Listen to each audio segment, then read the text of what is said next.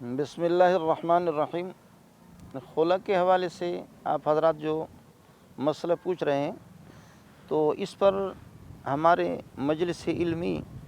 اور کراچی کے علماء بڑے بڑے اکابرین اس پر باقاعدہ بحث ہوئی ہے۔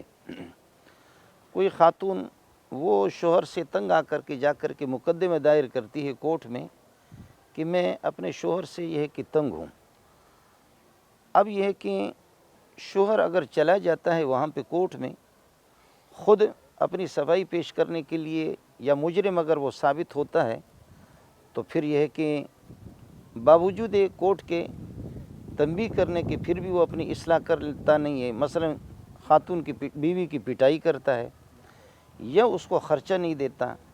یا یہ ہے کہ اس کو کوئی جسمانی طور پر بڑی بیماری ہے جس میں مردانگی کا کوئی سلسلہ ہے، ان تین صورتوں میں اگر ان کو کورٹ نے تنبیہ بھی کی ہے، وہ خود چلا گیا، اور یا یہ کہ اس کا وکیل چلا گیا، تنبیہ بھی کی ہے پھر بھی یہ اصلاح نہیں کر رہا ہے، تو ایسی صورت میں کورٹ کو اس کی اجازت ہے کہ وہ خلا کی ڈگری ان کو دے دے اور تفریق کرا دے دونوں کے درمیان میں،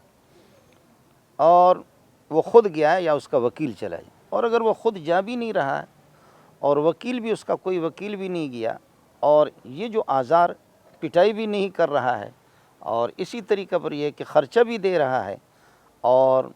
اس جسمانی طور پر اس کو کوئی کمزوری بھی نہیں ہے، پھر بھی یہ ہے کہ بیوی اس سے تنگ ہے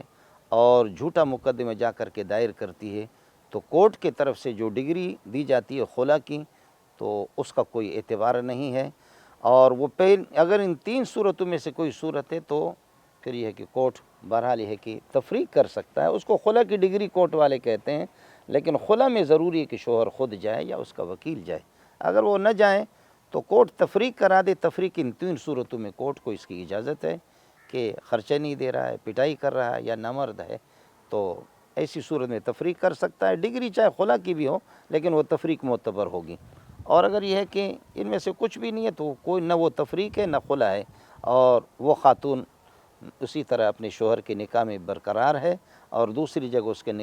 دوسرا نکاح سرے سے ہوگا بھی نہیں۔